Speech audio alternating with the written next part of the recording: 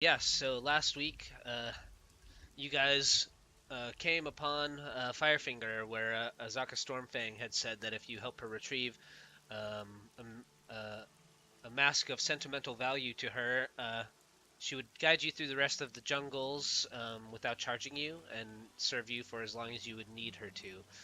Uh, Upon approaching Firefinger, as you were deliberating on how best to attack the structure, Riceak snuck away into the jungles with Azaka kind of following in behind and stepped on a twig, which incited a little bit of terrorfolk violence. A few of them swooped down into the jungles and tried to ambush the party, but you emerged from that fight victorious and made your way closer to Firefinger for a short rest.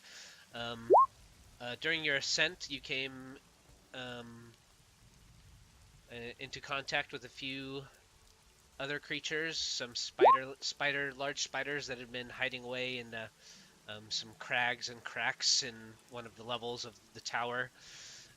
You came across a captured Arakakra, a bird folk, who said that if you are in need of assistance, to come and find him and his people at a place that is currently escaping me. Here's of all. Kirsaval, yes, and for freeing him, his people will certainly help you um, in any endeavor that you might be undertaking if they can. Um, Upon reaching the top of the tower of Firefinger, there were some more terrorfolk there tearing away at um, their evening meal, uh, and another battle ensued with the flying dinosaur creatures. And again, with a few close calls, Sigismund the Paladin almost was tossed from the top of the tower, and Azaka Stormfang uh, um, was booted from the top by one of the terrafolk, falling what you can only assume was the 300 feet to her death. And now you all stand atop Firefinger. A light rain is misting the top of the tower. You are all huddled in the stone hut atop the structure where the chimney goes up to the eternal flame that glows um, atop of the old signal tower. Um, it's pretty much the middle of the night, um, so it is still dark, and you're now all kind of huddled in this little shelter um, after your victory atop of the tower. Not losing any of your own party, but perhaps losing your jungle guide. So that was crazy, right?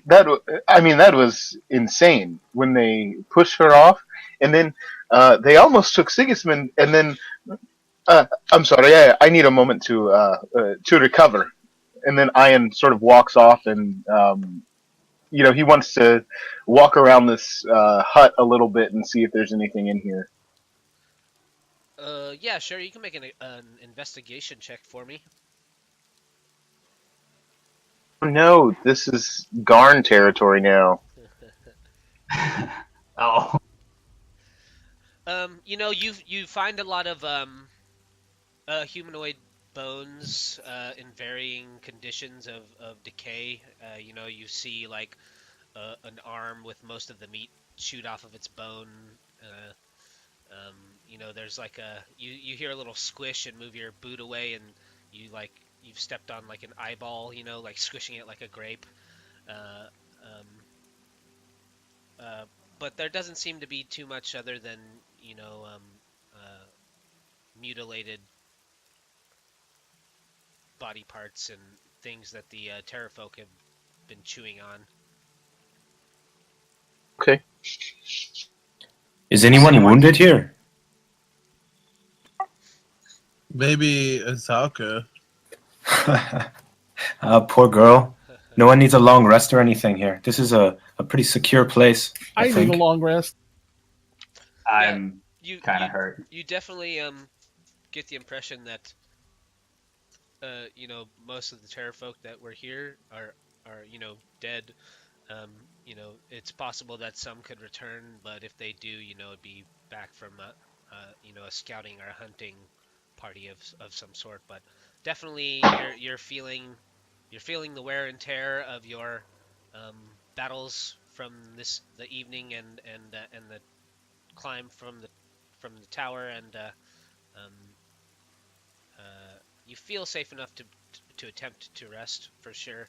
It seems like a much more preferable decision than trying to descend back into the jungles and into the wetness of the rain.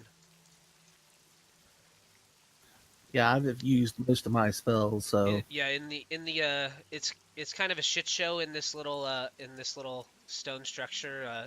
There's still more kind of more of the bones and stuff that are in here are a bit cleaner. They've been kind of dried out by There's a little campfire that's inside as well that the Terrafolk had going, and you can definitely feel the heat from the flame above Firefinger above the up at the chimney coming down into the hut as well. So it's warm in here. It's covered.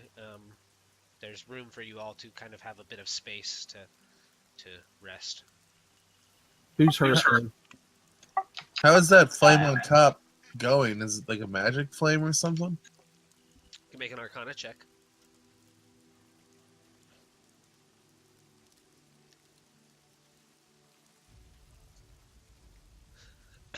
Yeah, you especially in the rains and things that constantly are going in the jungles and in Schultz, you can only assume that the flame of Firefinger is magically enchanted in some way because it seems to flicker and blaze with fervor and strength despite the weather.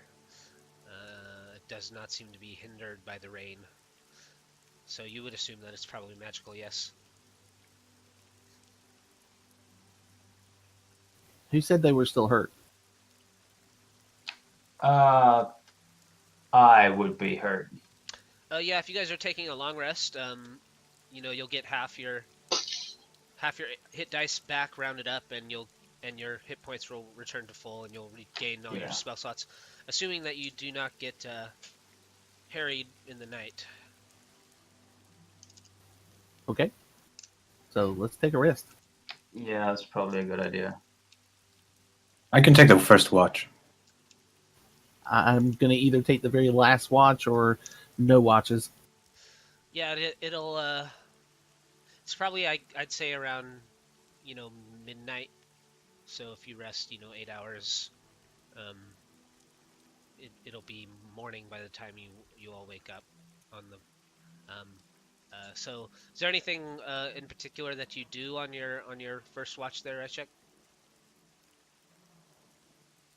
Yes, I continue to train with my 2 scimitars. Okay, cool.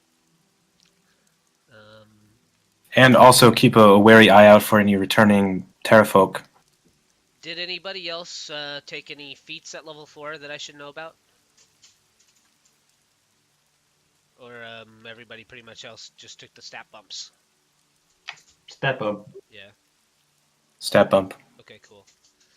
And then was anybody feeling like they wanted to make any changes on their character, or is everybody feeling pretty good about what they're up to? I'm good with mine. Okay, cool. I'm having fun with mine. Nice. Yeah, so you don't notice actually you can make a perception check for me, right, Chuck? Sure. It's difficult to see too far out right now, being that it's in the dead of night, and it's the rains are starting to pick up fairly heavily now. It's raining very hard, guys. Yeah. It's raining very hard.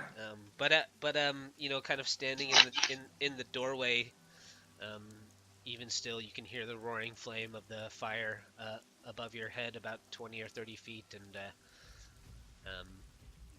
you kind of squint your eyes looking for any movements in the night. But a couple hours go by as you kind of step out into the rain, twirling and twisting your scimitars and working on your offhand, uh, um, your ambidexterity, and you definitely after your workout, you feel pretty tired and sleep takes you pretty quickly when whoever's up next um, takes over the watch for the night. Who is up next? Um, I definitely need a nap. and I can speed through this a little bit if nobody's going to, if anybody was going to do anything during the night. Otherwise, we can fast forward a little bit because we're not going to have any random encounters here. Well, it would be an interesting thing to take note of. Um, sit on top of the Firefinger at night and see any other similar structures, like if there are flames burning like far away. Make an intelligence check for me.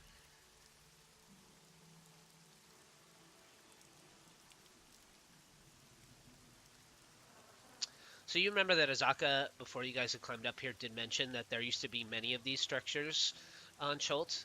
They were used to signal at far distances, various things, and they would do that by either changing the color of the flame at night or sending up colored smokes in the day from the various towers. So there used to be several towers like this throughout Chult. Most of them, she had said, have now pretty much all but destroyed. They've crumbled and fallen, and Firefinger is now, as far as she knows, the only one remaining on the island. Okay, do we see any means by which we would change the color of this?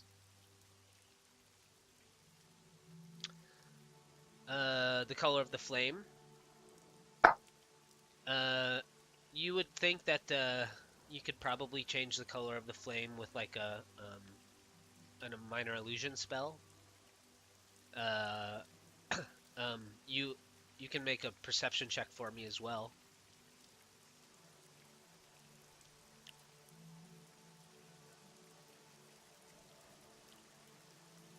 Yeah, besides that, as far as the changing the color of the flame itself is probably done by magic.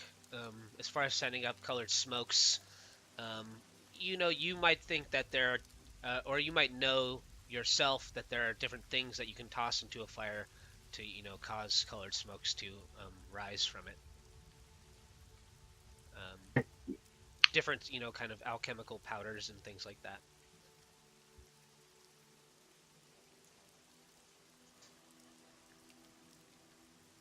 But as morning kind of approaches, the rain is still going pretty heavily. Um, it's kind of as you kind of peer down over the edge of Firefinger, or piss off the side or whatever. There's kind of a mist, kind of gathering, halfway up the tower. So you can't even see to the bottom.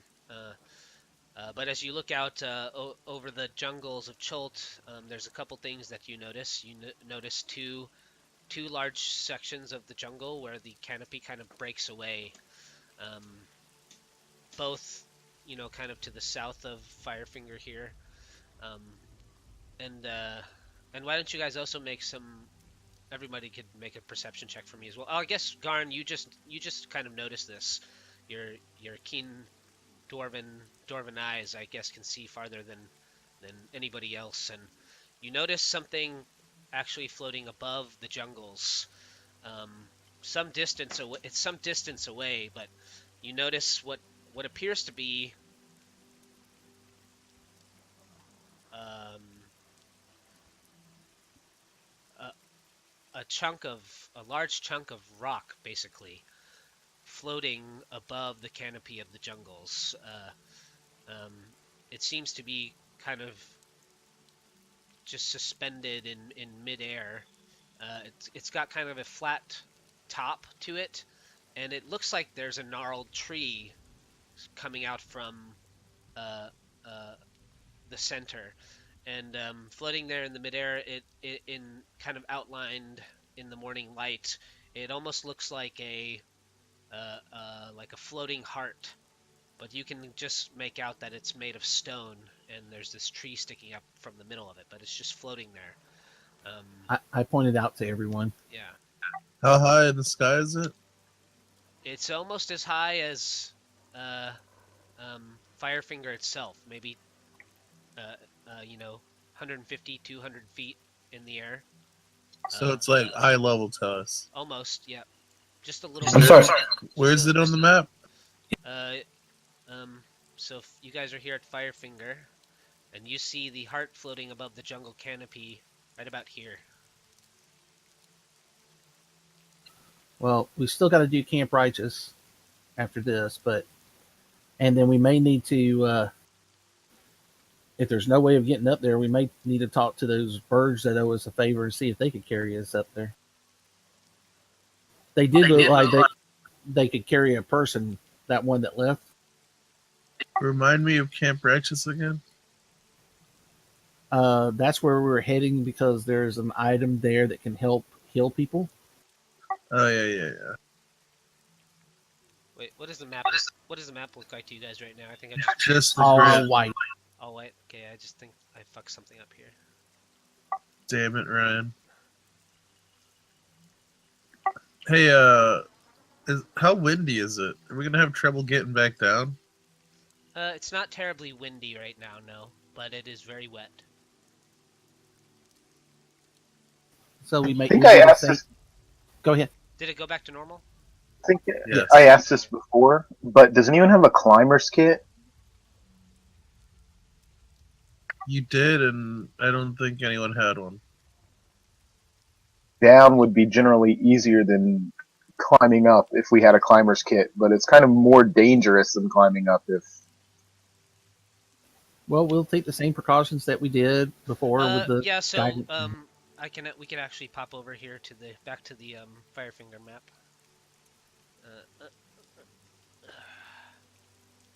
So from the top level here, you basically just can shimmy back down the chimney. So that's not too terribly difficult. And then down from that level, you did have to climb up a ladder, but I believe that somebody had gone up first and had a rope to kind of assist with that. And then down, so it's basically chimney, ladder, and then you're back down to the bottom. Yeah. Okay. Well, yeah, that doesn't seem all that dangerous. Are we ready to go? I am. So just on the ladder levels, I'll just need athletics, acrobatics. If you use a rope to assist, you can make them with advantage, except for the person holding the rope. I'll be the last one. I suggest we do the same thing with the ladder or with the rope, just like when we did up. Right, and the guidance for everyone. Yeah. You're so sweet, Garn. So do you need two of them, Ryan? Yep, just 2 checks for the 2 ladder levels, except for Garn, who will just make 1 each. And they'll be made with advantage, so 16 and 20, you're good. 23, 27, good. Riceak, you're good.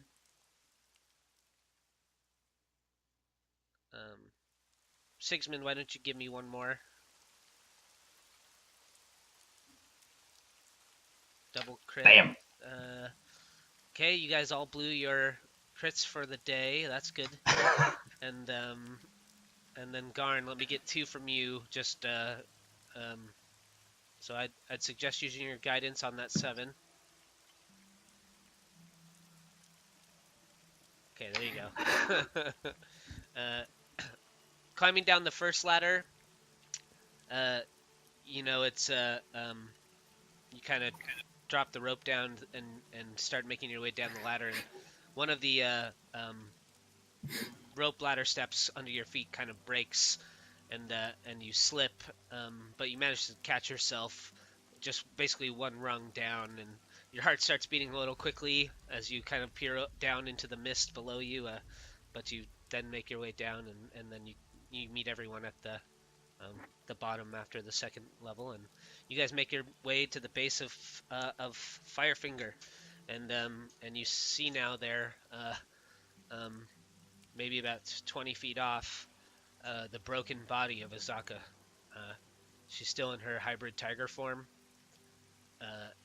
You can see now, getting closer to her, clearly it appears that several of her bones appear to be broken. You notice in her upper calf, it seemed, or her upper thigh, looks like it probably struck a rock or something, and the bone is sticking out of her leg above her knee. Um, uh, her um, left arm looks like it's like she landed on it behind her, and it's kind of twisted in a strange way, um, and she's lying there very limp. She's got Check, she's got check to see. blood kind of I dribbling out of her nostrils and the side of her mouth. I run over her and check to see if she's alive. Yeah, give me a medicine check. It's not terribly hard to tell. She does have a very she is breathing very raggedly. Every few seconds or so, you hear a wheeze. Basically, is something. She probably has a collapsed lung or something, as she painfully drags in breath, but she's unconscious. I look at her and go, well, it looks like you are one of Thardhar's beasts, so he will, I'm sure, help you heal you. So I'm going to cast Healing Spirit, and I know this is going to hurt. Yeah. So especially with the severity of her injuries, healing her will definitely help.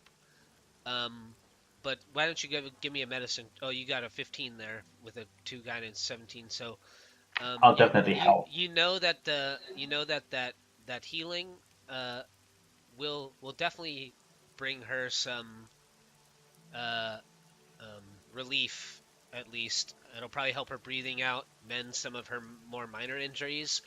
But the you heal her, and the bone is still definitely sticking out of her leg.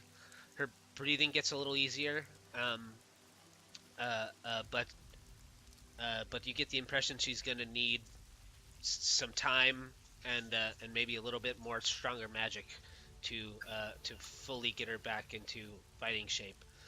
Um, Garn. and Don't we have a healing potion in the bag? she remains unconscious as well. Yeah, but let me try this first. I put the I'm thinking that the healing potion's just gonna get her to a point where she's not gonna die, but it's not gonna, bring her back to fighting style. can I I'm gonna go look around for materials to maybe fashion a stretcher out so we can bring her back to the town. I think that's what we should do. Do you want to take her to town, or do you want to leave her at Camp Righteous? well, we don't know what we're going to face at Camp Righteous. Yeah, I think we should go back to the town with her. Okay, well, I'll go with you, Wuce, and we can cut some trees and I can use my bedroll as a stretcher. All right, here's the healing spell. 45 points healed. Oh wow, 45. Healing Spirit is 1d6 per every round. 10 rounds. Yeah. Yep. So That's fucking nuts. That's the reason I was going, I'm going to heal her pretty good with this spell. Yeah. Well, you do you do heal her for quite a bit of damage. It appears that a lot of the her breathing becomes a lot better.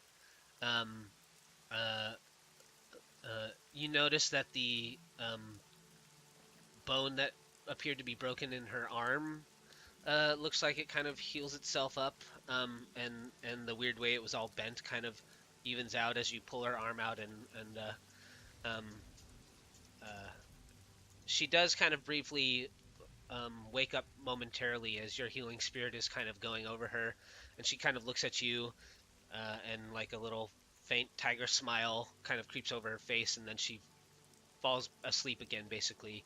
Um, uh, the the flesh around her leg like stops bleeding, but a portion of the bone is still sticking out.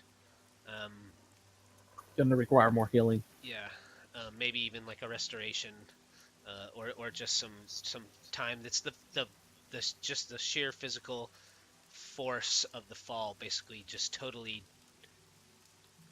probably broke more than half the bones in her body, and if she hadn't been so tough and if she hadn't been in her hybrid form, she most certainly probably would have died. Um, but because she gets a bit beefier when she's transformed, it's probably what saved her. And it looks like she landed on top of uh, like another corpse that had been tossed off of the top of Firefinger that maybe softened her blow a little bit too.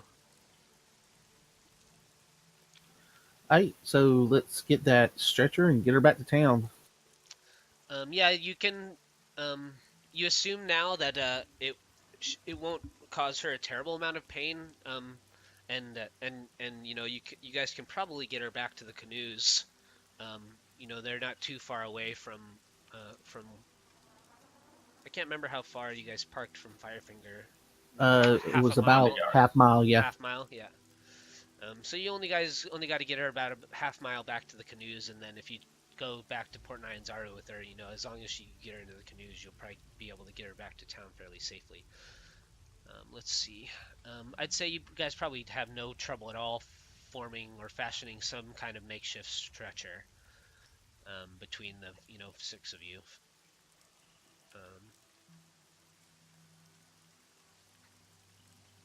But I just gotta check some territorial stuff on the map. Okay.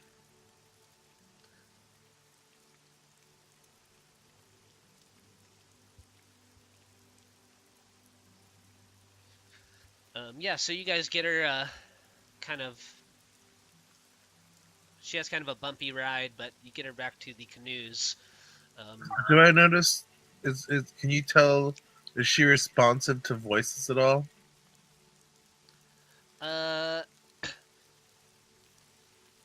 She's got as you kind of look at her while you're dragging her through the jungles, um, you can see like behind her eyelids, it looks like her eyes are fluttering. It appears that she's just in a very heavy sleep, and it looks like she's dreaming.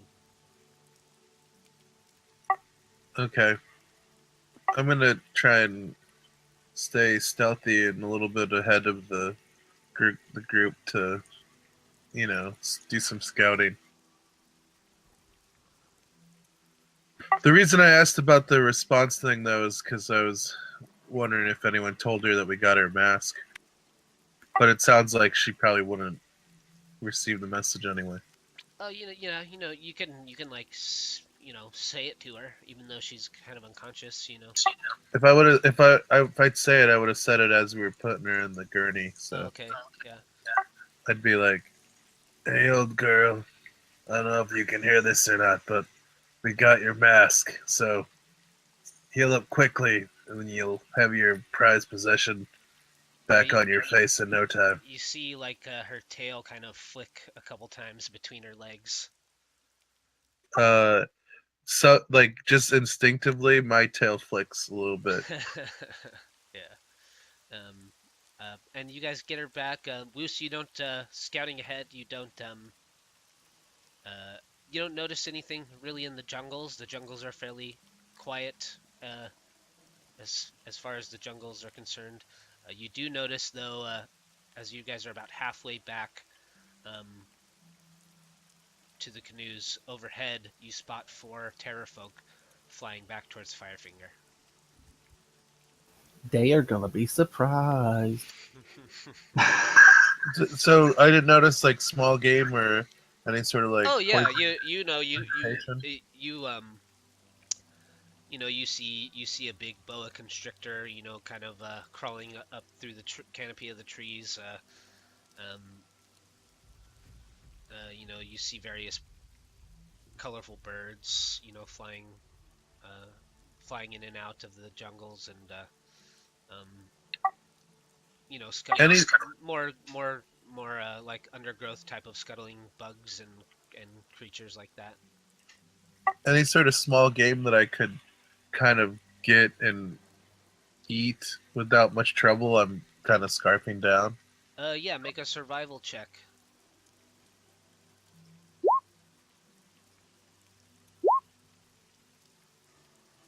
And then also, if I come across any sort of like poisonous plant or something, I would try and use my poisoner's kit to harvest whatever. Yeah, you can do. Give me a check on your poisoner's kit as well, or a separate survival. Well, yeah, I'd say just roll your poisoner's kit. Um, okay. Oh wait, what would that be? I guess I don't have anything set Yeah, for it. I'd say it would be. Let me look at your character sheet here real quick.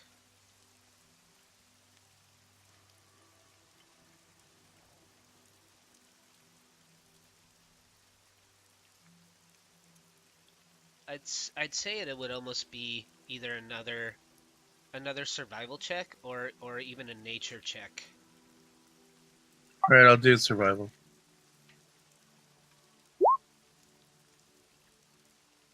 Um, okay, yeah. So you do find some small game, and we can kill two birds with one stone here.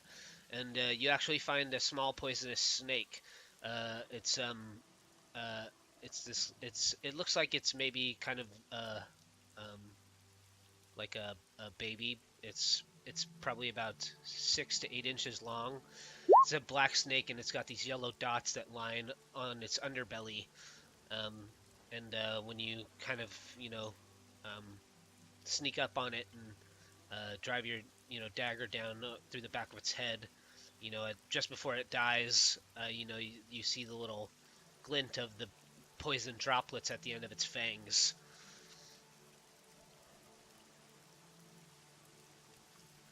Glint. Yeah. And so I'd say one charge of snake venom. Uh, What's the characteristics on that, or you want to take care of that later? yeah, it's a 2d4 poison damage, one use.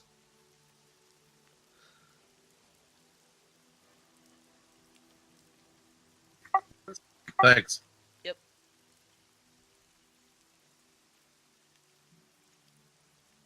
And you guys get Azaka to the canoes without much trouble.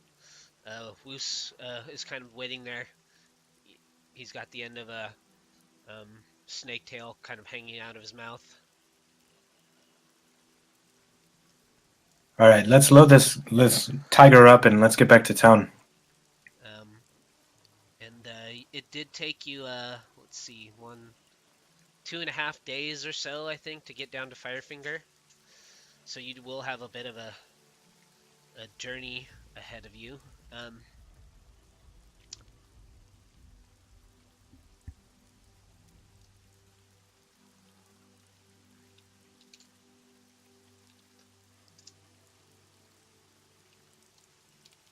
And the first day goes by pretty uneventfully. You notice you do notice from time to time things moving in the jungles. You catch a glimpse of another one of those hordes of those plant-like zombies, or the humanoids that looks like they basically like have jungle growing from the inside out in them. You see that they're kind of led by another one of those plant-like creatures, and they're kind of like aimlessly, wandering, along the river banks. They don't really take notice of you guys as you slowly float back towards Port 9 Zaru on your first day. The rain's basically never let up. It's a pretty heavy rain all throughout the day. And even though it's very, very wet and dank, it's still fairly warm and very humid. Um, so it's a fairly miserable and wet journey on your first day. But towards nightfall, um, the rains do begin to let up a bit into kind of a light drizzle. Um, and you pull the canoes off to the side, unless you push through a little bit and keep going through the night. Would we make it to the port if we did that? If not, let's rest. Uh, um, if you pushed for another full day, you'd get pretty close, but it's possible that you might take on some exhaustion. I say we just rest for the night. And if We're not concerned. Go ahead, Wuce. We're not concerned about Asaka's help. Like, are we pushing through because we need to get her to like? So it doesn't seem more medical treatment, or it doesn't seem at this point that she's going to die. You definitely get the impression especially from Garn's healing, that she's gonna definitely probably make it. I'd say let's just pull over and not push ourselves. I sent you a message, Ryan. Yeah, I see that. I was gonna address that here. Okay. So yeah, if you wanted keep healing her, throughout the night, that'll just be all the better condition that she'll be in by the time you guys make it back to the port. All right. Well, I'll do at least. I've got 2 more second level spells, so I'm going to go ahead and do those on her. Yeah, while we set up camp. Yeah, if you do one, before you take the rest in the morning, you'll just have your spell back. Yeah. So another 40 hit points or so, and she'll be back to like her full health. Okay, there you go. Yeah, so it's about 70 total. So, about an hour after your second treatment on her, with Thardhar's blessings, she does begin to kind of rouse and wake up. She kind of sits up as you guys are setting your camp up and pushes herself up against a rock or a tree trunk and lets out a heavy sigh, and she winces a little bit in pain as you can still see that it seems like the bone has kind of made its way back into place a bit, but there's still kind of a bulge there and in her leg, and it's very swollen.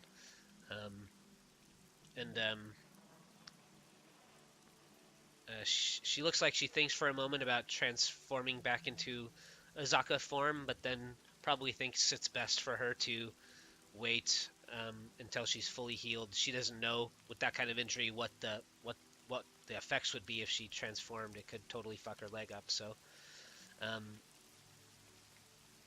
she kind of looks around at you all a little surprised, and she's got kind of a lower, deeper voice now in her tiger form, and she says, "What happened?" You went for a trip. The landing was hard. She says, "I remember being at the top of the tower, and there was nothing after that." Well, it's because you were then very quickly at the bottom of the tower.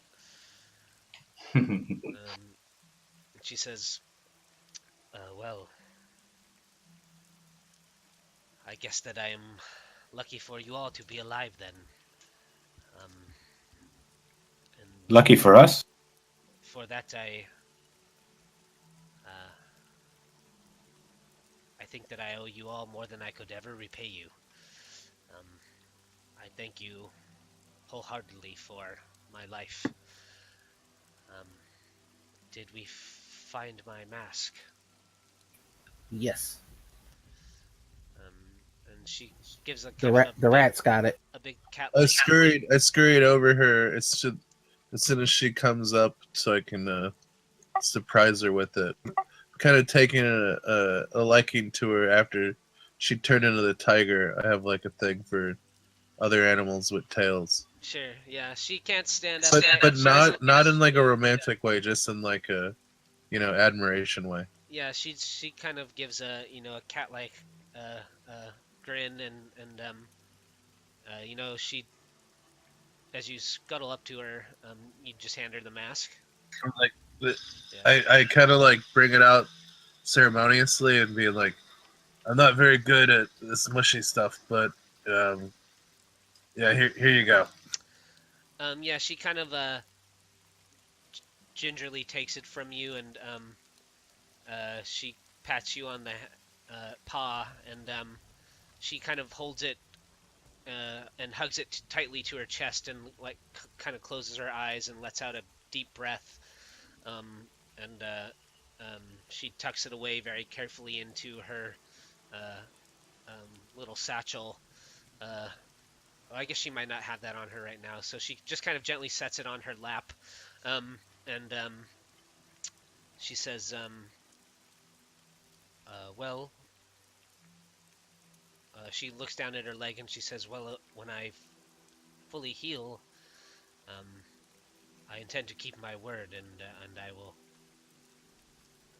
take you anywhere that you'd like to go, and I will protect you all with my life for as long as you're here in Cholt and you require my aid. I am fully in your service, and I cannot thank you enough for helping me retrieve my mask and for your healing, Garn. I don't think I would be alive if it were not for you. So I dispraise Thard Har. I'm a happy dwarf after that. she says, I'm not familiar with that god, but I will thank him every morning and every night. That's all I can ask for. Thanks. And she says, now that I am feeling better, perhaps with a bit more of Garn's help, I might be able to fully recover in another day or so. I think that my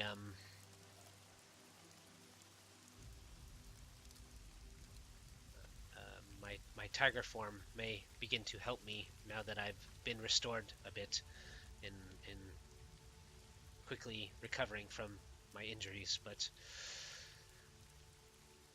I might not be fully functional for another day or two. What is now your plans? What is it that you wish to achieve? What can I aid you with? Well, we were thinking about taking you back to town because we weren't sure if we were going to heal you well enough to continue. But if you think you can continue, I think Camp Righteous was our next stop. Oh, and we saw a floating island. Have you heard about that? Yes. Up in the air, it looked like a heart. She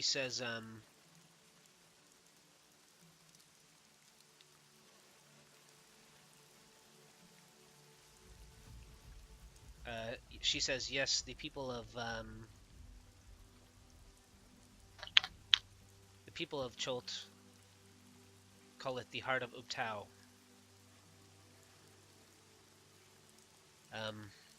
She says Ubtao is the god that most Cholcheans worship. Sacred priests of Ubtao used to travel here on the backs of flying dinosaurs to seek visions inside of the heart and to beseech Ubtao to return. Although many consider Ubtao to be their creator, most believe that Ubtao has all but abandoned us since the jungles have been overrun by the undead. Anyone up for a field trip? Yeah, I'm down for a field trip, but I think we should first get her back to somewhere to the town, let her heal up 100%. Well, we can try to see if Thardhar will grant me one more spell to heal her.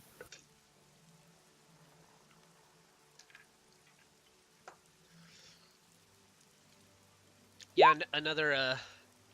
I'd say probably another 40 hit points will do it. Yep. There you go. Uh, she kind of winces as your healing spirit really like you see the healing magics like really begin to like swirl around that last part of her leg that's all swollen. You see the magics kind of sink into the leg itself, and for a few moments, the whole upper portion of her thigh begins to kind of glow with a green magical aura. And as it subsides, it seems the swelling's gone down quite a bit. And Azaka closes her eyes, and as the green light of your magic fades, her form begins to shift and change. She shrinks down about 2 feet. Much of her hair basically begins to shed into and as she changes, there's a kind of a pile of fur now, kind of all down around her, um, and she stands up in her human form. Her um, her armor all kind of ragged and shredded looking now. Much more of her is exposed that was before, but she kind of bends down and tests her leg a few times. She kind of kicks out with it, and um, she does a kind of a pace back and forth, and she looks at you, Garn, and gives a big grin and a nod, and kind of walks over and pats you hard on the back, um, and she says, "May Thardhar guide us all." And Amen. and she looks to be doing better with all that damage you healed on her there.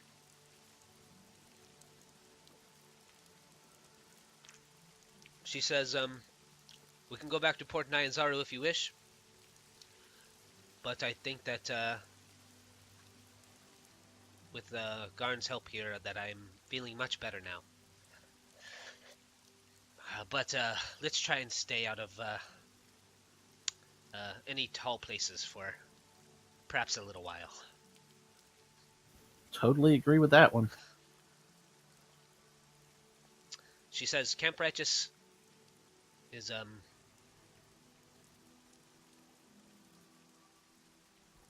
fairly dangerous place, but you have all proven yourselves to be very capable travelers, so I don't believe that we will come across anything that we can't handle, unless, of course, we are very unlucky. So if you wish to begin to head towards Camp Righteous, we will have to leave the canoes, but I can guide us there. I know where it is. It is almost." Can't we take the river Shoshin Star there? She says, It would avoid the undead.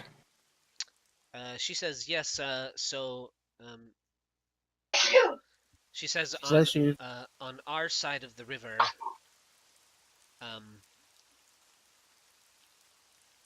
she basically says the river Shosen Star creates kind of a barrier for the undead. So on our side of the river, the undead remain heavy all the way up to the river Shosen Star, almost all the way up to Port Nyanzaru. On the other side of the river Shosen Star, it is mostly clear of undead. And so you really only have to worry about the other dangers of the jungles. We could go back up to Port Nyanzaru and then travel down the river Shosen Star, or we could try and drag the canoes through the jungles to the river. it would take 8 days to go over by land. I think it would take 6 days to go by river. Yeah. So I'd say so the shortest distance, like if you tried to cross from river to river through the jungles, you could get the canoes through from one river to the other through the jungles. They'd slow you down a bit. It'd probably take about 3 days. You could go back up to Port Nyanzaru in another half a day. Basically, you guys are probably like up, right about up here now.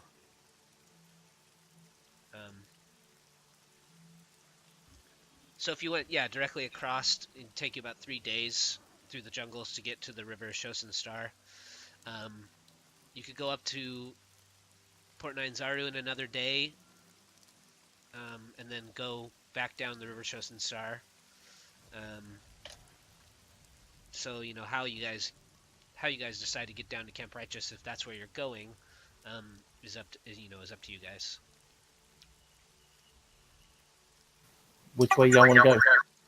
My thought is if we go just back up to port, then if we need to stop in there for anything, be it to get the guy to check out these magic items, or if we need to restock on potentially some other items or whatever, it might make sense to go that way. I don't think we have any reason to really engage with the undead right now. I think sailing around is probably the best bet here.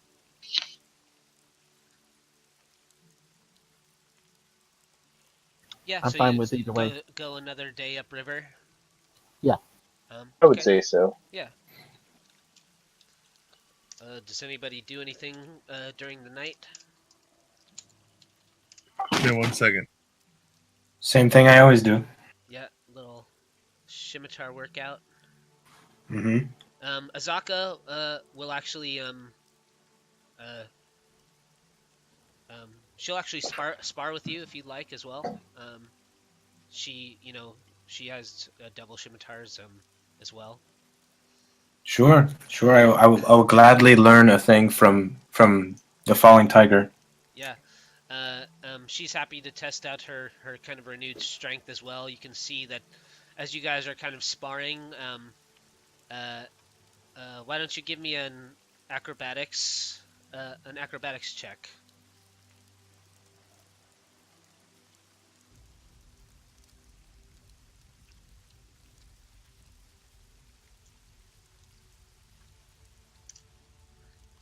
Um, uh,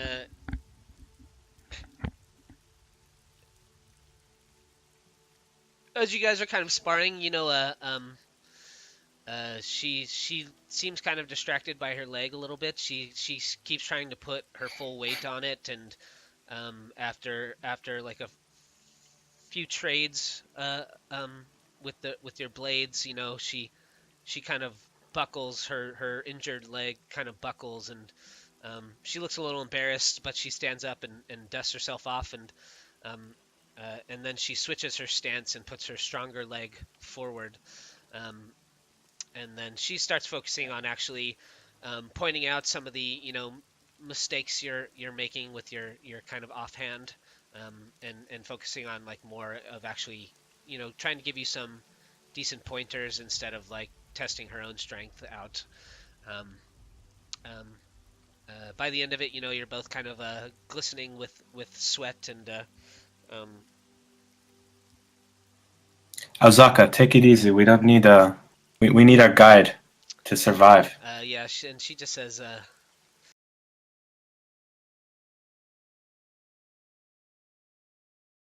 but you're right.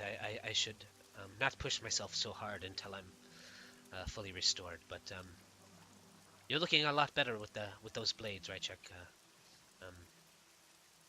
Well done. Get a room, you two.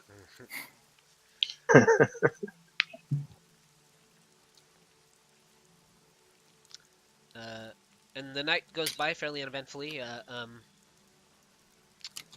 You see Azaka go into her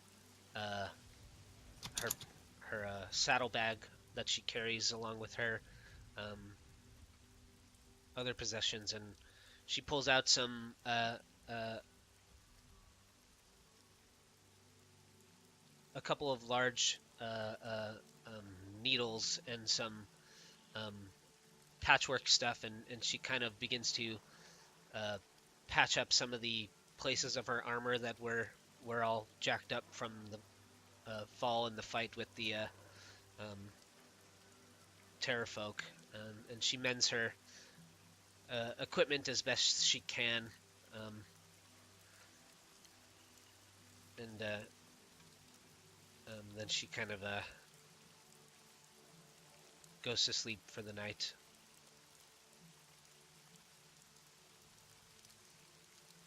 And Okay. the night passes by fairly uneventfully, except for the occasional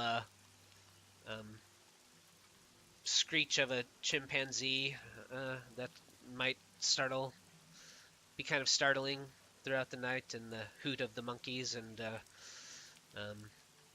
occasionally you hear wings overhead, uh, um, but you're mostly untroubled in the camp, and the next day you make your way. Uh, you see up ahead of you as you're going towards the port, a small band of little um,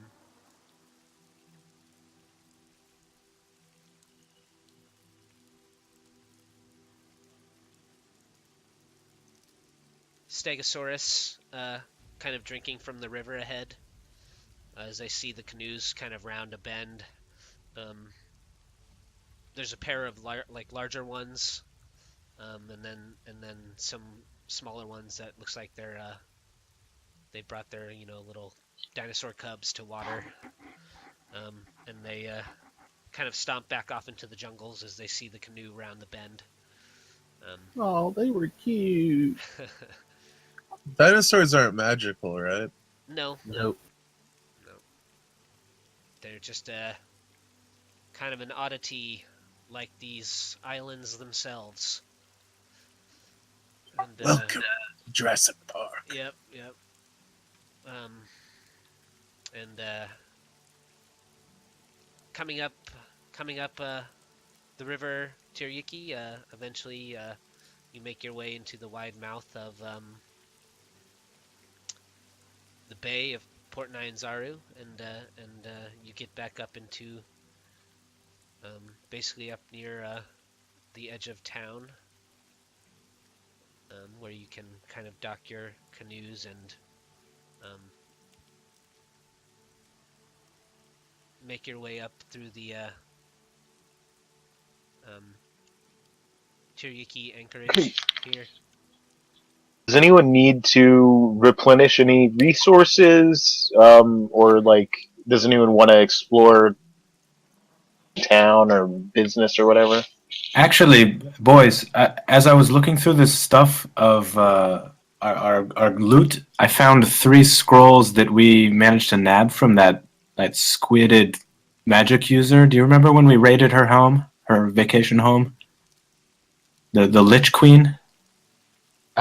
Yes. We have 3 scrolls from her, and we have yet to identify those. Well, yeah, let's look into that. I also wait. Hold on. Is this all in character? Yeah. Let's take care of that. And I want to go revisit that spot where that deal went bust. Oh yeah, the bandit house. Yes. Let's do do you guys take the scrolls somewhere to get identified, or are you just try and do it yourselves? Well, the only place that I would know would be something like what is it called? The Red Market? Or the Grand Souk, perhaps? Is the Grand Souk the guy who we stayed with before? The Grand Souk is like the big market with like exotic timber and spices and things like this, and has a weapon shop. What was the name of that guy we stayed with? Wakanda. Yeah, Wakanga. Wasn't he interested in magical things? He was kind of the magical czar, yeah, of the city. Shall we go there? We can. Yeah, and you know, Syndra.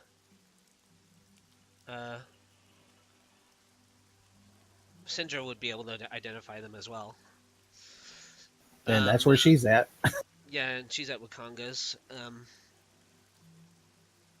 Or you know, you could just try and you can make some Arcana checks, and what we'll actually do is without getting too much into having to micromanage some of that stuff, we'll just do some Xanathar's Guide spells. Oh, cool. So let's see. One of the spell scrolls is I just assume that you guys can get it done one way or another. So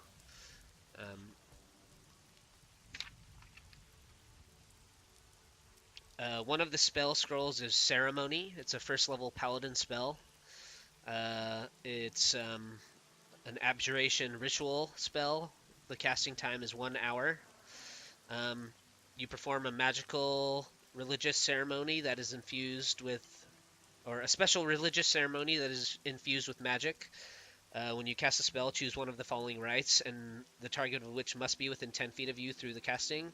Atonement, you touch one willing creature whose alignment has changed, and you make a DC 20 Wisdom Insight check. On a successful check, you restore the target to its original alignment. So basically, if somebody gets cursed and becomes evil, you can turn them back, possibly. Blessed Water, you touch one vial of water and cause it to become holy water. Coming of Age, you touch one humanoid who is a young adult for the next 24 hours. Whenever the target makes an ability check, you can roll a d4 and add the number rolled to the ability check. Or Dedication, you touch one humanoid who wishes to be dedicated to your god service for the next 24 hours. Whenever the target makes a save, it can roll a d4, so it's basically like a day's worth of guidance. Funeral Rite. When you touch one corpse for the next 7 days, that target can't become undead by any means. And Wedding. You touch an adult humanoid willing to be bonded together in marriage, so you can marry somebody. For the next 7 days, each target gains a +2 bonus to AC while they are within 30 feet of each other.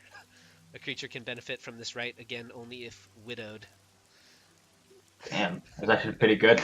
So Blessed Water, I'd say, would be a pretty useful one. You can basically, as a ritual, every hour, if you're not, create vials of holy water. And then some of the other stuff, is situationally useful. So first level Paladin spell there for you. And then let's see, we'll do a... Does someone have a... What's that? There's a feat you can take that lets you scribe spells into your book. Their ritual caster, I think it's called. Well, I'd say,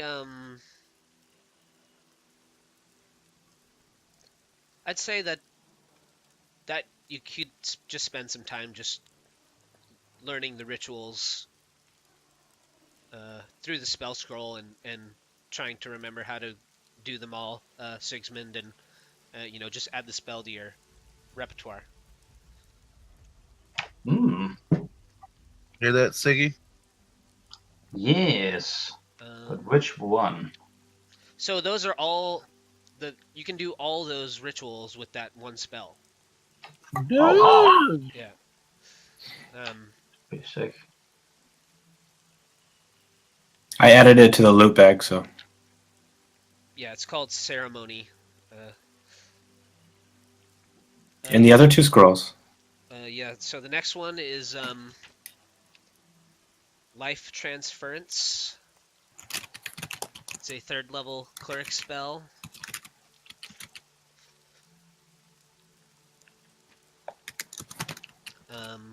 You sacrifice some of your health to mend another creature's injuries. You take 48 necrotic damage, and one creature of your choice that you can see within range regains a number of hit points equal to twice the necrotic damage you take.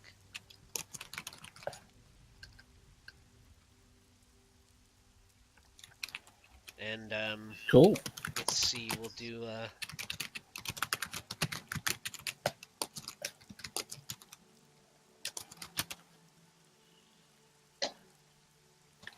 Let's see. Let's check out Enemies Abound.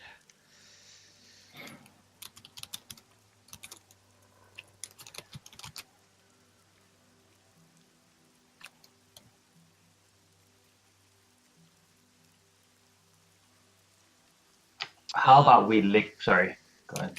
The third scroll is a third level bard spell called Enemies Abound.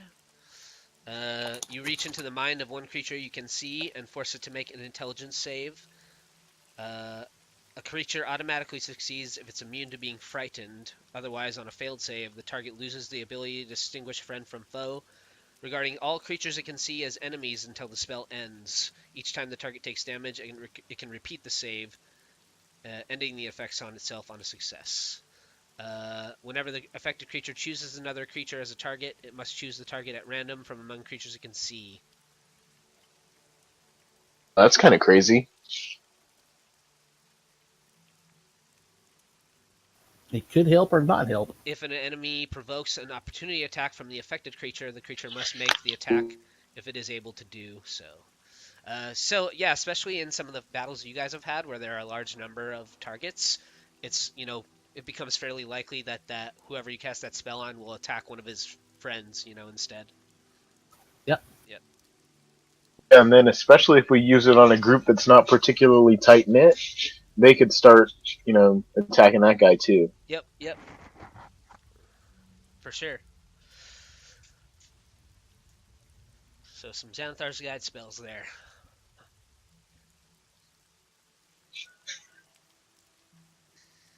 Well, Yeah, Ayan and is and sort of ready to. I would say you can just learn those. So Garn, you can add that one. Sigismund, you can add the ritual, and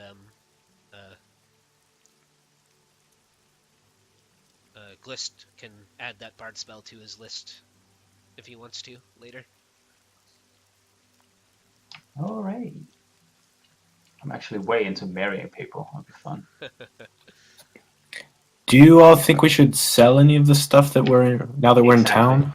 That was what I was going to say. Like liquidate our random shit and then split it so people can buy stuff. Like, does anyone use javelins? Do we want this Cornelian ring? What about these gemstones or the Chawanga luck figurines? The luck figurines we want to keep. Okay. Plus one on all saves. Some of the heavier stuff or encumbering things. Well, one thing we could sell, unless someone really wants us to keep it, is that Commune with Nature spell, because that's a freaking 5th level spell. What is it exactly? I mean, can't you do it like naturally? No, I don't get Commune with Nature, unfortunately.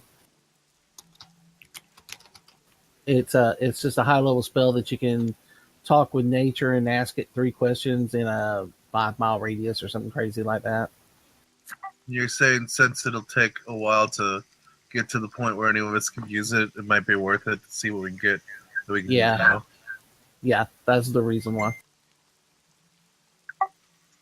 Yeah, I mean, and I assume maybe at some point you guys asked Azaka about the Chwinga figurines.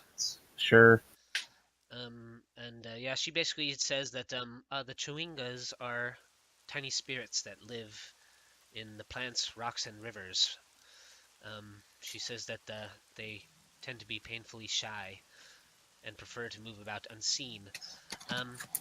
She says that the Chwingas typically shun most creatures, but they find the trappings of civilization fairly fascinating, and they tend to puzzle over creatures that wear armor or carry weapons and use tools and cook food. And sometimes when Chwingas encounter humanoids, their curiosity gets the better of them, and they will try to interact with them or sometimes even bestow gifts upon them. She says, I've had a few encounters with the Chwinga Many people believe that they are not real and just stories, but I can say firsthand that they do exist. I have seen them myself. Is there a way to lure them in? Is there a way to what? To lure them in, like be more attractive to them? She says, well, I think that they are attracted to me because of what I am. A pretty lady? Well, Smooth. I was thinking more that I can turn into a tiger. Um, so she says it's hard to say what causes a Chwinga to be curious enough to reveal themselves to somebody, but I think that they are especially curious about people who have odd or interesting features about them. Well, now I'm going to be on the lookout for them. They tend to enjoy music, or people that have interesting talents. They are mysterious creatures, but it is a very good luck to encounter them. And what Do do they think of these figurines? People make the figurines because they believe that the ones that believe that the Chwinga are real do believe that they are figures of that bring good luck, and so they some people make the figurines, and What do the Chwingas think of the figurines? Is uh, what I'm asking. they might it might cause them to be curious that you have them in your possession. They might it might increases the chance of us encountering them. Do you know if they like games? I would say that it is not unlikely. They are curious about all aspects of human culture. So, find ourselves traveling in the jungle by foot. I have an interesting game that may recreational. These Chwingas, and if they are good luck, then it could not hurt.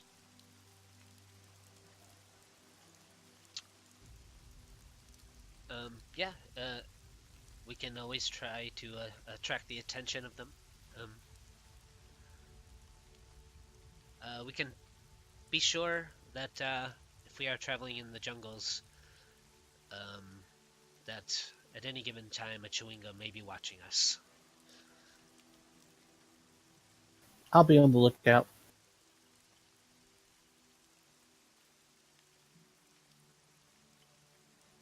So do you guys do anything else here in the port, or do you head back down Shoshenstar? Yeah, let's go check out that bandit place. Oh yeah, the bandit place. So are we selling? Are we going to sell some of these things, or are we going to hold on to them for later? I think we should go sell them. I think that selling some of these things, like if none of us use javelins, like there's I no do, need but to. I have javelins. Would you like a couple of them and then sell the rest? Nah, I think I have enough. It'll be What also trouble. occurs to me is that we could use these for bartering, right? So we don't know what kind of. Yeah, it's actually more likely that that you'd probably barter with them instead of selling them outright. Like a market vendor who deals in weapons, might take your javelins in exchange for something else instead of giving you money outright. Because if they gave you money outright, a portion of it might have to go to the one of the merchant princes. But if you're just making an exchange of goods, it might not necessarily be considered like as much of a monetary transaction. Right, so considering the value that we could get for them in town, exponentially more if we run across someone in the jungle who is in dire need of weaponry, right? Or like some of the stuff like these red crystals. Someone who's a merchant and they're trained to, look at goods and evaluate their value. Evaluate their value. Good one, Nat. If they're trained to evaluate objects, they may see it as something, completely worthless and pay us like, a few gold for it. But we could go into the jungle and potentially run into someone who would place a much higher value on it. You see what I'm saying? Azaka says it it is possible that they could come in handy in the jungles. We might run across some grungs or some batiri that might be deterred from slaughtering us if we had something to give them. So What exactly are grungs and batiri? batiri are goblins, basically. Grungs are a frog folk that are very violent, um, scheming, um, dangerous little tribes that exist out in the jungles, but can maybe be bribed, with goods instead of um, having to necessarily fight. Yeah, I think that we've got two options here. We can either liquidate our assets and we can, turn them into either useful items or currency, um, them sort of diversified, and we can try to maximize how much we can get for each of these different objects. Yeah, and you can always just store them at Wakangas if you need to for now, and deal with it later. Yeah, why don't we just do that? Store it until we have time to actually go over the stuff. Well, right now they're not very encumbering, so I don't think it's a problem. Plus, storing it would mean that we wouldn't be able to take advantage of the higher value of them out in the jungle. I mean, 15 javelins is somewhat encumbering. We only have 10. Oh, okay, gotcha. We can also just, they're encumbering if we're carrying them, but Yeah. I would assume that there's space in the canoes that, Yeah, for sure. I mean, looking at some of this other stuff, like, scrolls, we don't know how useful those could be, just on a general daily basis. There's no way that we would sell healing potions, right? No. Salve, 30 salve, worth 1 gold piece. Yeah, but that's for us walking through the jungle. Every day we have to use the salve. The part where we pick that up, but what exactly do they do? Protect us from the insects. Repellent. Yeah, the insect. Okay, yeah, that's the salve is insect repellent for the day. It's kind of water resistant, so it keeps the bugs away. If you don't have protection, you can potentially contract some sort of sickness or disease from if the wrong insect bites you. so definitely super important to hang on to those. Holy water, we're going to where we know that there are undead creatures, so definitely good to hang on to those. And we can make more. And I mean, so like gemstones may be more valuable to the goblins or to the than gold would be, right? So I don't know. My vote would be just hold on to this stuff and take it with us. Let's go then. Hang on to it and let's go to the thieves' hideout. Also, does it make sense to exchange some of the currency so we're not carrying around thousands in copper pieces? Probably a good idea. Or does that matter? So how much? So that would probably be your biggest hindrance is thousands of copper pieces. Yeah. We have 2,000 copper. But that's something again that you could store at Wakanga's with Syndra, and they could exchange it into a more manageable coin for you as well. Could we potentially try to take advantage of Wakanga's business savviness? He might be And able like to he might be able to invest it for you. that would be a dope idea, right? We Yeah. come back to town and we've got a come up. That would be dope.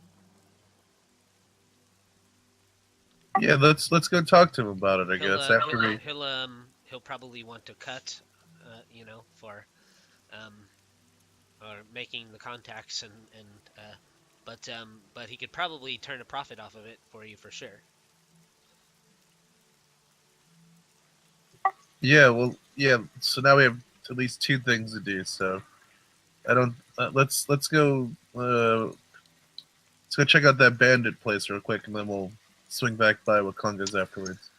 Yeah, so you head back up through the Tirayuki anchorage into the city, past the Coliseum, over back towards Malar's Throat, where you had met the bandits to make the exchange for the map. Why don't you go ahead and make, as you get closer to the dwelling where you had the meeting, why don't you give me some...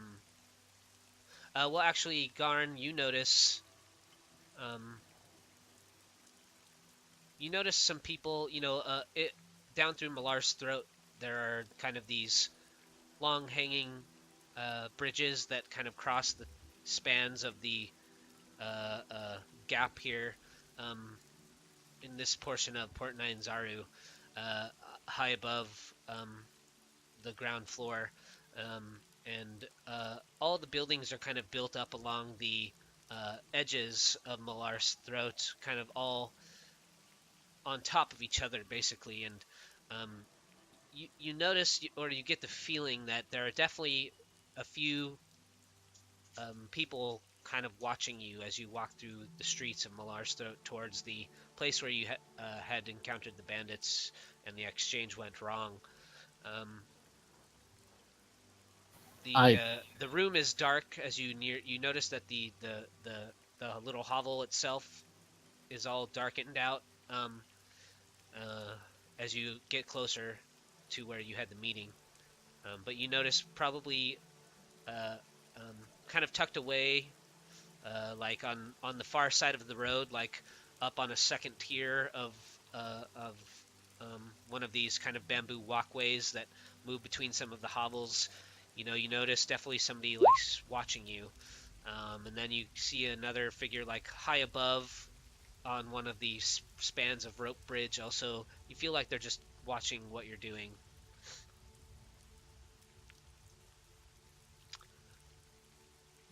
So I whisper, just letting the people know when I see somebody.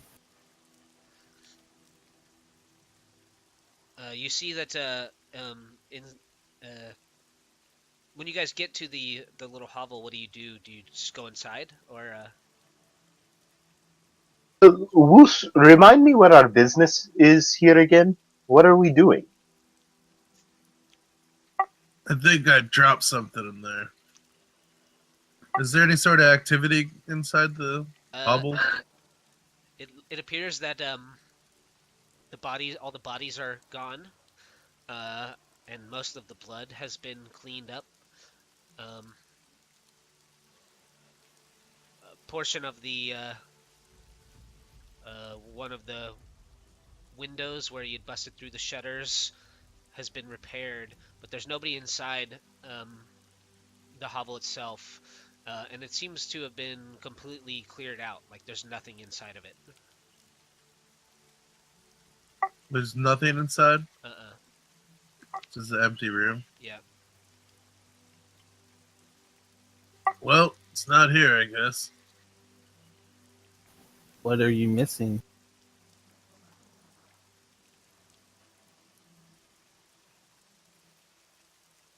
Oh, I was looking for a ledger. Well, what type of ledger?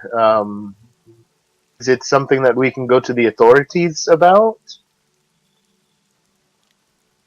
I mean, probably not.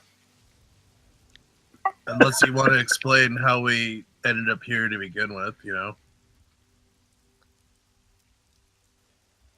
What do you mean? Like, our mission that we're undertaking for Syndra? No, like the fact that we were basically bringing a stolen piece of property to the, you know, Oh, the map. Okay, yes. Okay.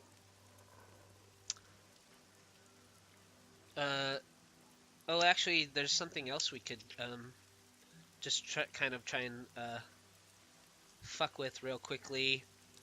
Um, Out of Xanthar's guide, we could do a couple test downtime activities if we wanted to. Um, so you know, you guys could do buying a magical item, carousing, um, crafting an item, um, crime, gambling, pit fighting, relaxation, research, scribing a spell or scroll, which I think is probably what a couple of you did there.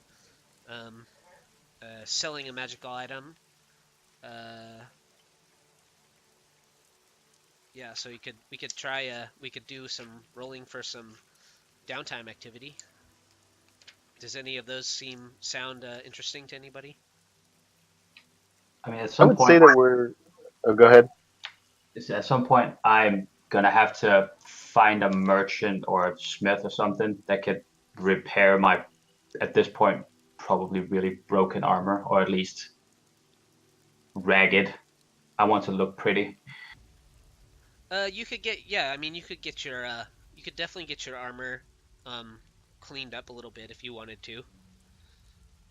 I'd Yeah. potentially be interested in. I'd say it's still probably, you know, mostly functional. You know, Azaka's more in kind of like leathers. Um and she got, you know, ravaged pretty badly. You took some beatings, you know, you probably have a few dents and scrapes you know, in your armor, but you could definitely get it, you know, probably cleaned up a bit.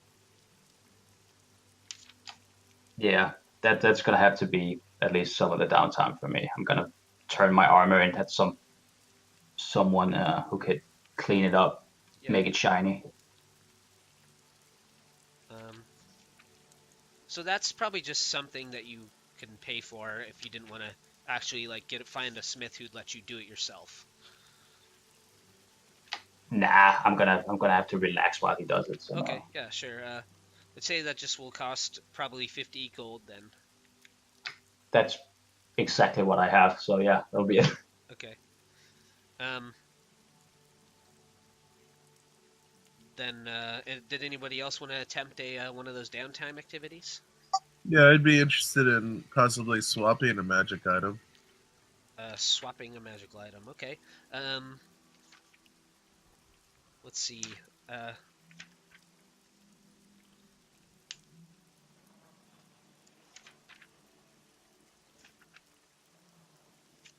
buying. So what did you want to swap? Potentially, there's the iron bands thing I got. Oh, okay. Let me um peel out my DMG real quick. It's right here. Um, so for that you would want to go to the Grand Souk. Anyone want to come with me to the Grand Souk? I'll come just so I can help you out if you need it. Awesome. Um, what was that item called? I can't remember. It was the Iron bands of Bilaro.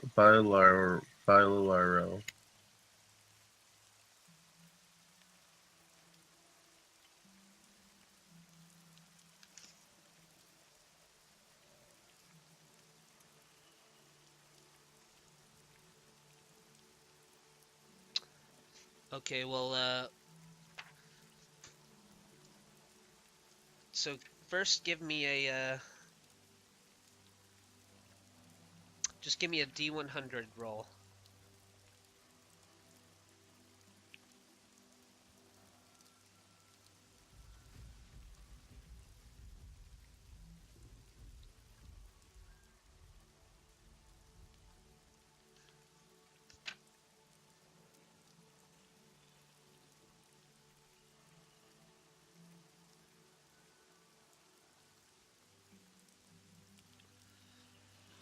So there are various in the Grand Souk. There are various types of vendors that definitely deal in more of the higher end equipment. Um, there are clothiers that um, can tailor very fine cloaks and traveling boots and um, any type of garment or accessory that you might want. Um, there are people that deal in ceremonial type weaponry that are made from more precious metals and things like that. And there are definitely a few vendors. Some of the higher end merchants that deal in jewel and gemcraft would have also a, a little bit of magical wear and uh, uh, uh, most of the more powerful magical items I think that probably exist in Port Nyanzaru probably belong to people like some of the merchant princes or some of the more famous gladiators in the city. Um, but you can find some other kind of um, items that you might be able to exchange that thing for. Um, you find it actually at poking around, you notice at one of the high-end tailors, um, uh, he's actually has uh, selling a magical cape, or what he says is a magical cape. He's a Choltean, but he seems to speak fairly fluid common tongue, and he's kind of an older gentleman. He's got like a kind of wispy graying beard and a bald head, but he's draped in like these very fine, uh, this very fine kind of tailored silk gown that kind of drapes over his shoulders and um, uh, cape of the mountebank. Um, but you do a little negotiating with him, and he's interested in your item, and he says he'll trade. He has a cape um, that you might find pleasing for trade. Let me just find it here real quick.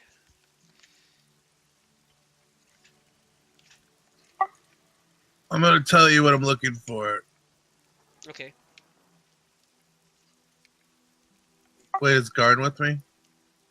Yeah. Let me retract that last thing I was gonna say. While he's looking, I'm gonna step aside with Garn and kind of just to talk to Garn. Hey, Garn, what do you think? What kind of items do you think would help the group out? Uh, I know one thing that I've heard stories of, but don't know if we can actually get one here. A carpet of flying, so we wouldn't have to take the damn.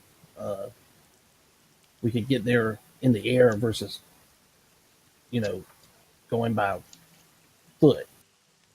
So here, now that we know that there's a chance, some of these other high merchant people might have some items. Maybe we should, get the group to talk to them and the gladiators to see if there might be some of these one of those, like an item like that we could use. And then if we don't have enough coin, maybe we could, convince them to, do some kind of service for them in order to. Yeah, this could also be a fall under the crime category as well. If you were um, didn't necessarily want to trade your ball, you might. If you want to sneak around and steal something. Yeah. Otherwise, this guy has a cape. He'd trade for you, but he wants more than he wants more than your ball for it. Do you like try and deceive him in any way about what it can actually do? I don't even know what his cape does. Yeah. So what his cape does, uh, um, because the cape is a bit more powerful than what you have. Um, but if you try and deceive him in some way, he might give it to you. It's called Cape of the Mountebank. This cape smells faintly of brimstone. While wearing it, you can use it to cast Dimension Door spell as an action. The property of the cape can't be used again until the next dawn. When you disappear, you leave behind a cloud of smoke, and you appear in a similar cloud of smoke at your destination. The smoke lightly obscures the space you left and the space you appear in, and it dissipates by the end of your next turn. A light or stronger wind disperses the smoke. The cape's kind of like a bright red, and it's trimmed in gold uh, down the front and around the hood. And it has kind of an elaborate pattern down the front when it's clasped that looks like a golden door, basically. It's awesome. Okay, so it just like He's willing to trade it, but he doesn't think that your item is quite as powerful as his cape here. He's interested in it unless you deceive him in some way and convince him it does something other than what it does. so he knows what it does then. He might believe whatever you tell him it does. Depending on an opposed check of some kind here. Yours would be a deception. His will be either probably a perception or an arcana. And so basically, the cape, like, what's it do exactly? Sorry, I got kind of confused. You can cast Dimension Door once per day. Dimension Door. I thought you said Dimension Dwarf, and that just threw me No, off. Dimension Door. And when you disappear, you leave behind a cloud of smoke, and you appear in a similar cloud of smoke at your destination that lightly obscures you. I mean, so is there kind of any like limit on how far I can travel through said dimension? 500 feet, I think, or Yeah, I 500. think it's 500 feet. All right, yeah, I'll try and do some deception. Okay. And you do have your Thard Hard benefit. What do you deceive him with? He kind of says, well, this recently came into my possession, but I'm not entirely attached to it. What you have there does look a bit interesting. Can you tell me more about what it does? Oh, you've never heard of Bilaro? No, I cannot say that I have. It is quite an intricate-looking item, though. Actually, I think the module might actually have a picture of what you're trying to give. So I can just show everybody else.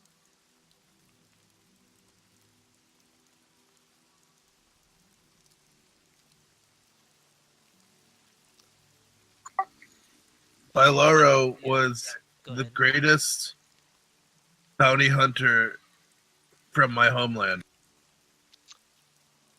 And where are you from, little rat? The land is called Nim.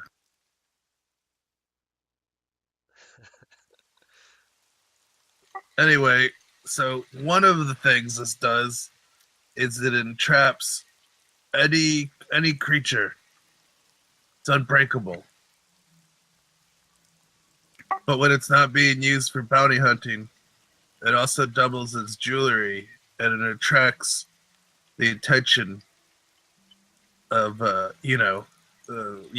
you fancy.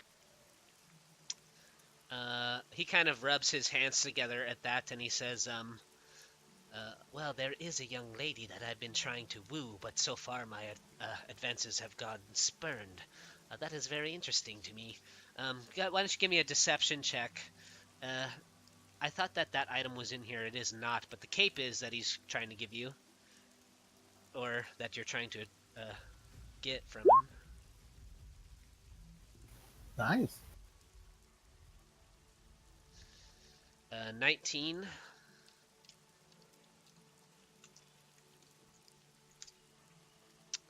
And he kind of lustily looks at the orb that you have there in your hand, and he says, "It sounds like a fair trade to me. If you would like, we can shake on this deal, and you can be on your way with your new cape."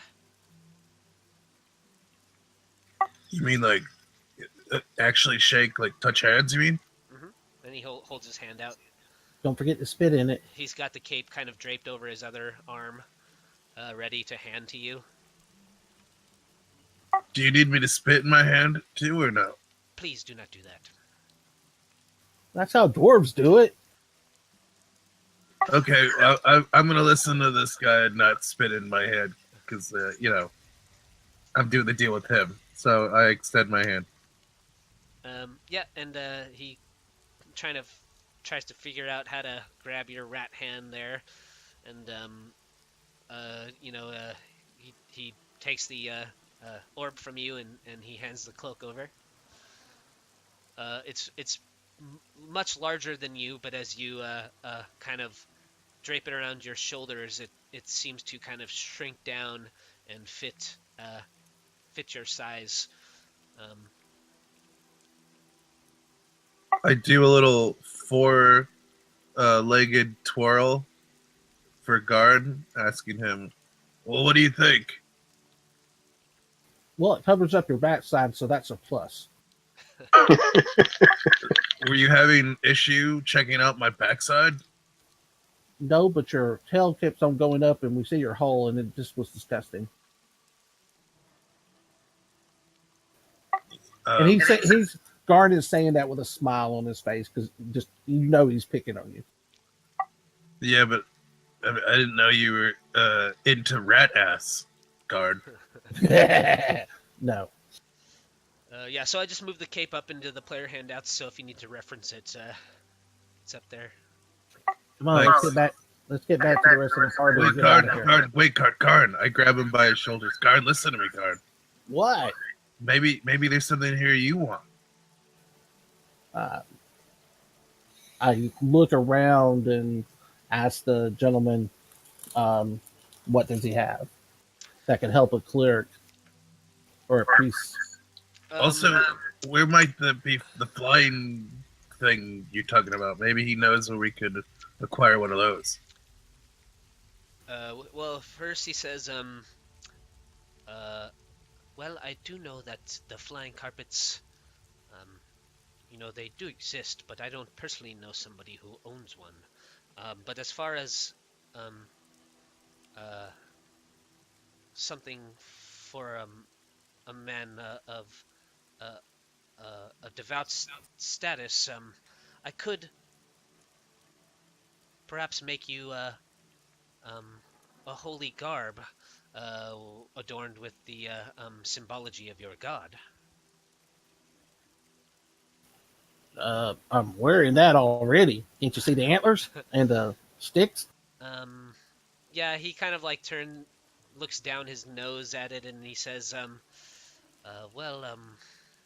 don't mean to sound rude, but to me it looks a bit primitive. I could perhaps make something that would be more suitable for ceremony. Okay, what you got in mind, and how much is it going to cost? And he kind of starts, showing you some different textiles and fabrics, and kind of talking with you about creating a more stylized pattern that he can sew, into the garment for you, and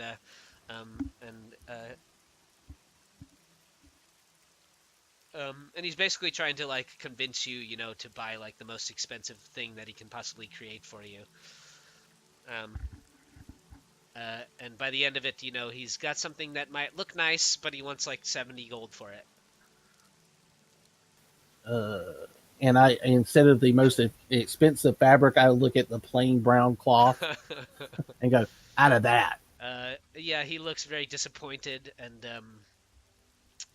he says, I can make you something with that for maybe 10 gold. Okay, that'll work. Yeah. But he still kind of tries to make it a little fancy. He doesn't trim it in like a silver or gold, but in more of like a kind of a green. And he makes kind of a nice not quite burlap, like it's got a bit of a higher thread count than burlap, but a dark brown cloak that's kind of got this um, looks almost like your spiritual weapon on the back. It's a kind of a big tree branch with sprawling kind of tendrils that go up around to the shoulders and come down the front. Um, uh, and it's got a hood and stuff like that. It's like a kind of a cloak or a cape, just like Wuce got, but non-magical. Okay, and I give him an extra gold for a tip, and go like, "Thank you very much. This is actually quite nice." Yeah, and he kind of just looks like very disappointed in not being able to, make the fancy one, and he thanks you both. And if there's anything else that I can do for you, How long does it take him to make that cape? it takes him a few hours, so you gotta like come back for it, a little later. But What was your name, friend?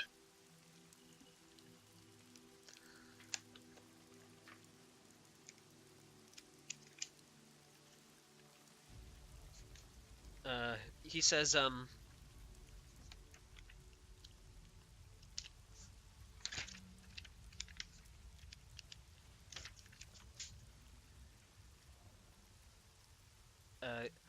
my name is Alif, and if you ever need any more clothing, I'd be happy to make some more items for you.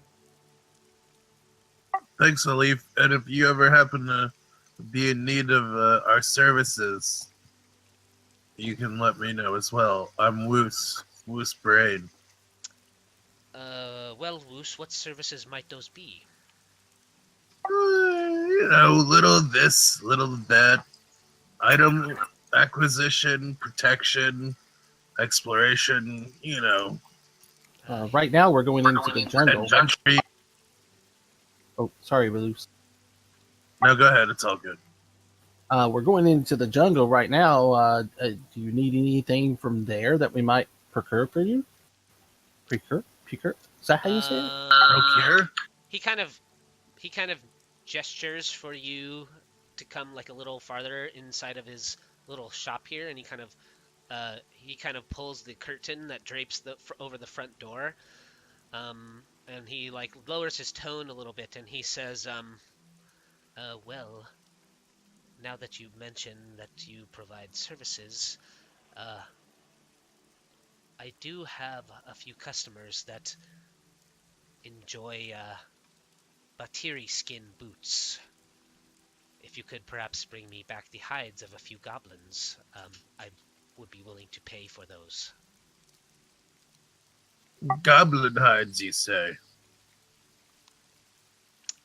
Yes, he says, it can be difficult to come across Batiri skin. Not many people are willing to go out into the jungles to kill a few goblins so I can make boots, but especially the most popular, the Batiri, they tend to have different tones of skin in the jungles. The most coveted Batiri skin boots are made of black Batiri skin, followed by red, and then blue. And how much per skins? For the black Batiri skin, I'd be willing to pay 25 gold per hide, red 15, and blue 10. I look at Woos and go, does that sound reasonable?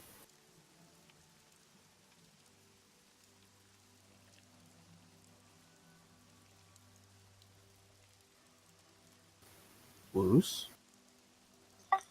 Sorry about that. Yeah, I was just typing. Oh, sorry. I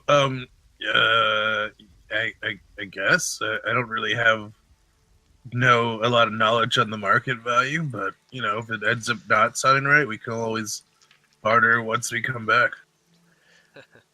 But I do like the idea of, making some money off of goblin pelts. Yeah, me too. Plus, I've never had goblin. I bet you they taste decent. Random, All right, friend, you have a deal. random quest generation. Okay, so we're halfway, so let's do a 5-minute break, and then we'll come back and I assume probably go heading back towards camp.